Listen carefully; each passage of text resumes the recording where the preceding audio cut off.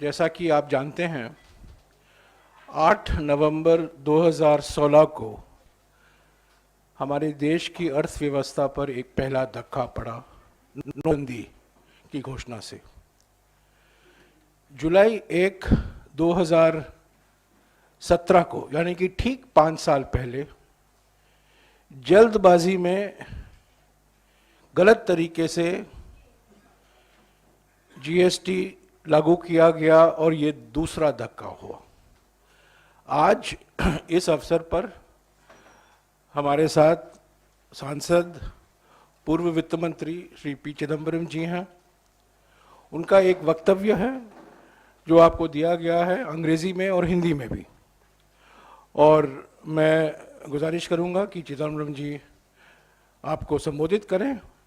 इस 5 साल में जीएसटी से हमें क्या देखने को मिला है, इसका नतीजा क्या हुआ और किस तरीके से हमारे देश के अर्थव्यवस्था पर इतनी परेशानी आई है, वो इसको और विस्तार से बोलिए चिदम्बरम जी।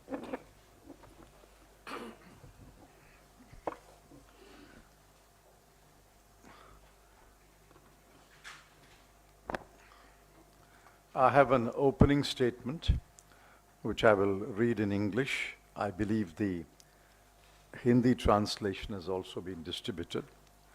And then both Jairam Ramesh and I will take questions. Today, GST celebrates its 5th birthday.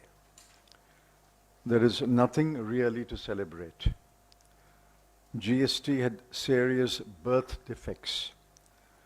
In the last 5 years, these defects have only become worse, and all those touched by GST have been seriously injured.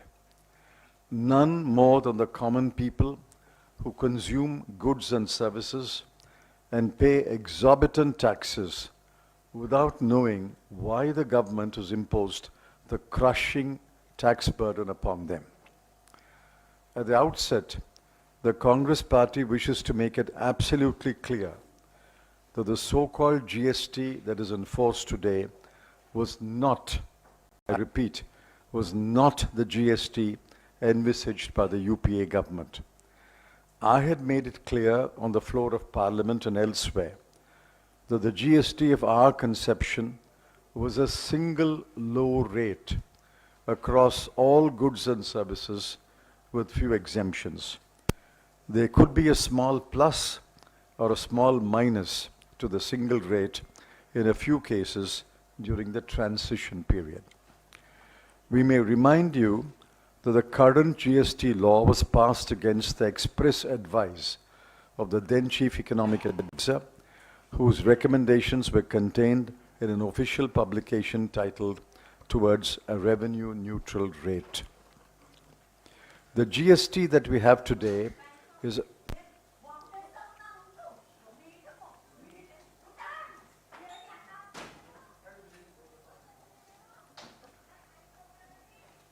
The GST that we have today is a complex web of many rates, conditions, exceptions, and exemptions that will leave even an informed taxpayer completely bewildered.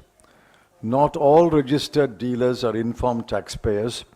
As a result, they are at the mercy of the tax collector. Currently, there are 6 rates: 0.25, 3, 5, 12, 18, and 28%. Besides, there are 0-rated and exempted goods. Every tweak of the tax rates is another twist of the knife in the deep wounds of small businesses. After 5 years of GST, there is no rationalization in the number of returns to be filed. Compliance with e-way bill and e-invoicing is no simpler. Various provisions of the GST laws have still not been implemented, and instead, the government has resorted to stopgap or temporary arrangements, some of which have lasted 5 years. Claiming refunds is a nightmare, and thousands of cases are being litigated in the courts.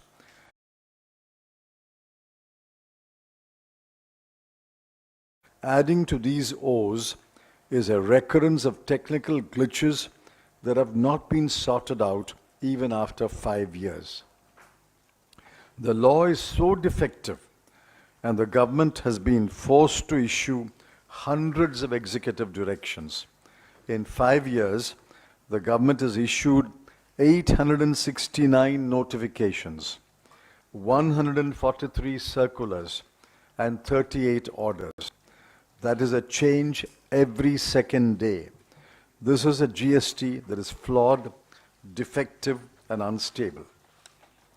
A flawed GST has led to large-scale destruction of the MSMEs, a sector that contributes up to 90% of the jobs in the manufacturing sector.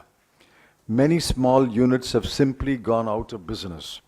Small businesses that are not either registered or not required to be registered under GST have been cut out of the supply chain. Demonetization, along with the flawed GST, have put an end to thousands of small businesses, and with their exit, lakhs of jobs have also perished. The only beneficiaries of the flawed GST are big businesses, chartered accountants, and tax lawyers.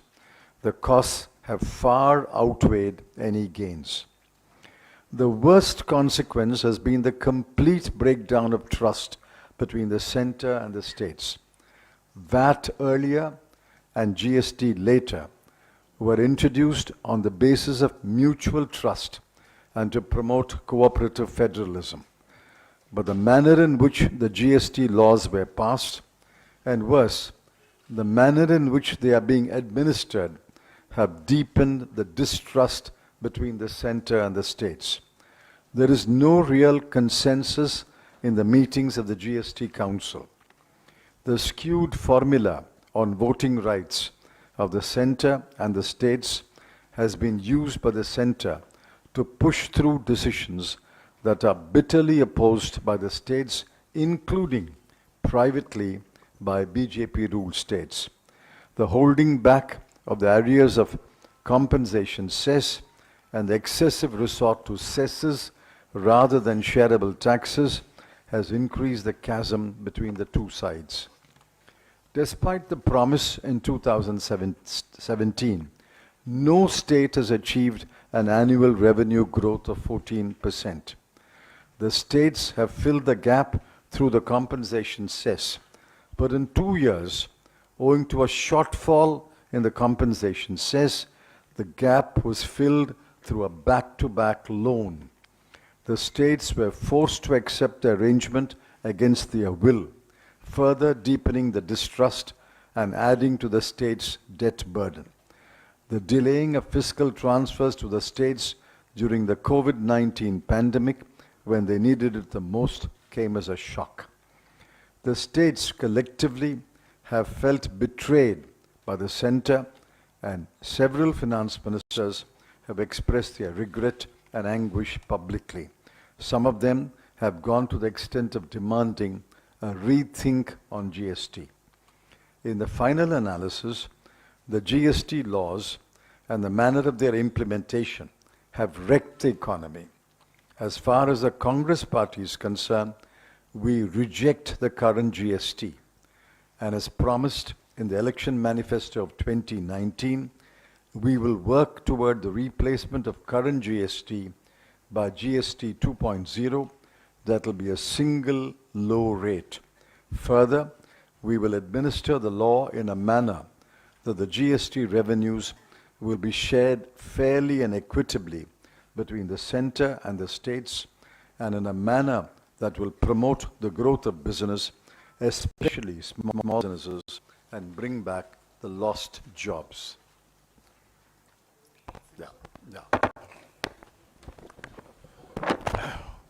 साथियों, चिदम्बरम जी का बयान हिंदी में भी आपको दिया गया है। मोटे तौर से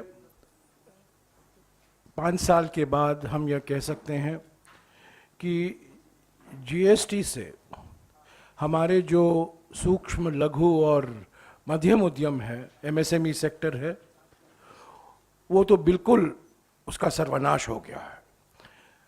एमएसएमई, लघु उद्योग, सूक्ष्म उद्योग, मध्यम उद्योग हमारे निर्यात के करीब 50% निर्यात एमएसएमई से आता है। और जैसा कि चिदम्बरम जी ने कहा, अभी मैन्युफैक्चरिंग सेक्टर में, औद्योगिक सेक्टर में करीब 90% रोजगार एमएसएमई सेक्टर से ही पैदा होता है। तो जिस तरीके से इस लघु उद्योग पर जीएसटी का असर देखने को मिला है, बेरोजगारी बढ़ी है और हर एक राज्य में, तमिलनाडु में, पश्चिम बंगाल में, उत्तर प्रदेश में, महाराष्ट्र में, गुजरात में, हर एक राज्य में, भारत के हर एक राज्य में एमएसएमई बंद पड़े हुए हैं। और दो कारण हैं, एक कारण तो जीएसटी है और दूसरा कारण चीन से जो निर्यात बढ़ा है। दोनों एक साथ एमएसएमई का बिल्कुल सत्यानाश करा दिया है सभी इलाकों, सभी राज्यों में। तो ये पहला नकारात्मक असर जीएसटी का पिछले 5 साल में देखने को मिला है। दूसरी बात जो चिदम्बरम जी ने कहा कि जो यूपीए के कार्यकाल में कल्पना की गई थी जीएसटी की, जब चिदम्बरम जी ने अपना बजट पेश किया था 2004 में, पहला बजट जुलाई 2004 में, जब उन्होंने पहली घोषणा की थी कि जीएसटी लाएंगे, और तब उसका विरोध गुजरात के तत्कालीन मुख्यमंत्री ने किया था। वो जीएसटी और आज के जीएसटी में जमीन आसमान का फर्क है।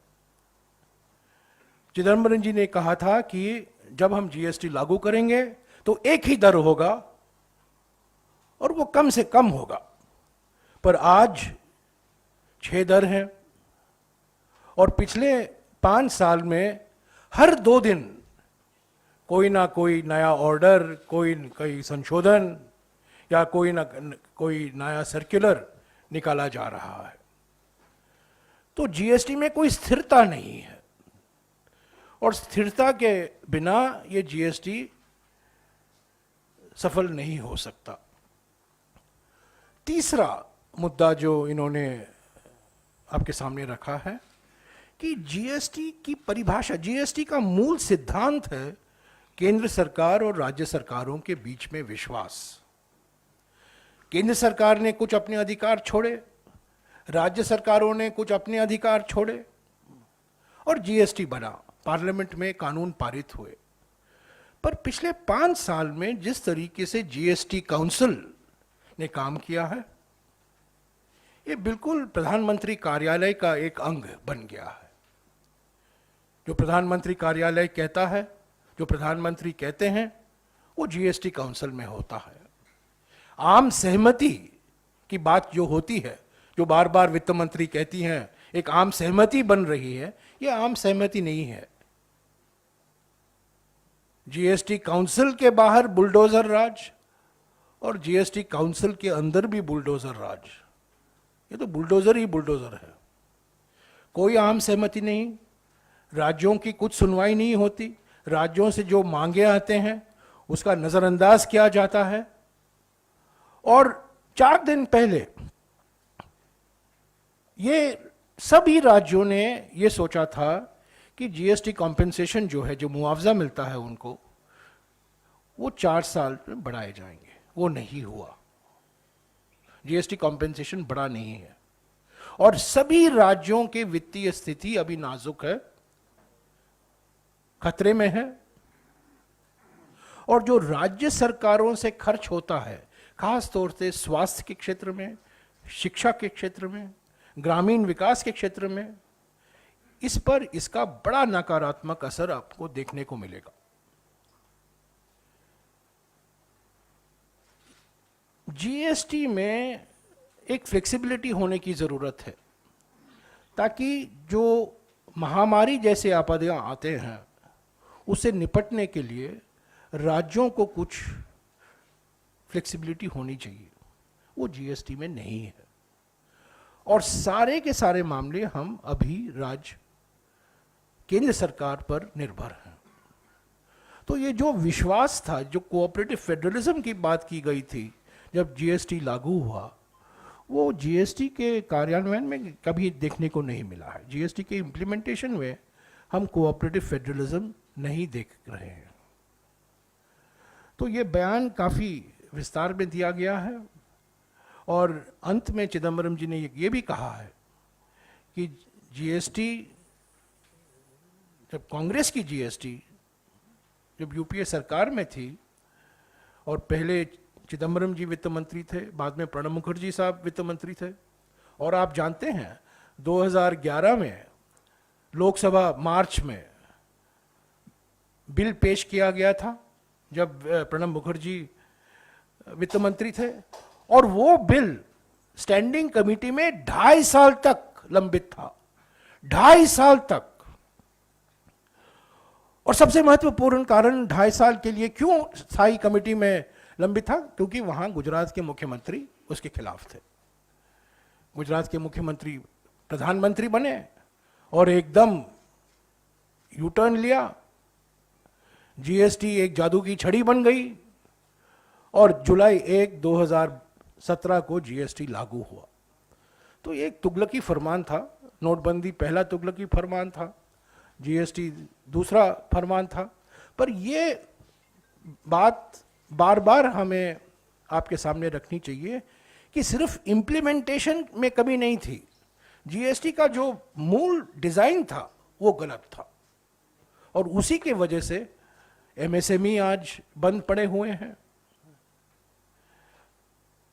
आवश्यक वस्तुओं के दामें बढ़ रही हैं, राज्यों में केंद्र सरकार का विश्वास बहुत भारी मात्रा में घटा हुआ है, और बीजेपी के राज्य भी चिंतित हैं कि अगले 4-5 साल में क्या होगा। तो ये रहा 5 साल का हमारा अनुभव। ये जन्मदिन है, पर अत्यंत निराशाजनक जन्मदिन है, और हम चाहते हैं कि सभी पार्टियों को बुलाकर पार्लियामेंट में इस पर एक बहस हो, सर्वदलीय बैठक बुलाई जाए, क्योंकि हर एक राज्य इसमें शामिल है। जो इसमें और टिंकरिंग की जरूरत नहीं है, यहाँ एक संशोधन, वहाँ एक संशोधन नहीं, इसमें मूल परिवर्तन की जरूरत है। और ये मूल परिवर्तन तभी हो पाएगा जब प्रधानमंत्री सभी पार्टियों को साथ लेकर चलेंगे। हालांकि उनका आदत नहीं है, पर फिर भी हमें सपने देखने का भी अधिकार है।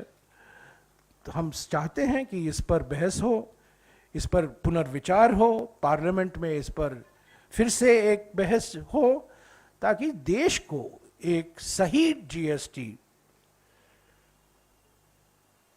जो कहा गया था जब जीएसटी लागू, will find small businesses are the most affected on the 5th year of GST. And he's pointed out all the drawbacks of the GST that is being implemented today. And one of the most damaging comments he makes is, not everyone anticipated how centralizing the government would become more broadly, which vitiated the trust between the center and the states, unquote.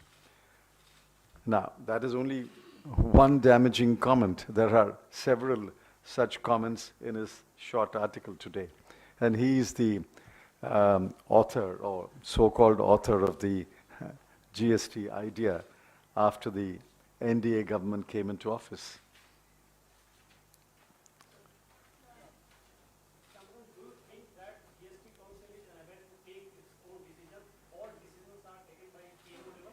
Of course, GST Council is dysfunctional. If you speak to the state finance ministers, not only the non-BJP state finance ministers, even the BJP state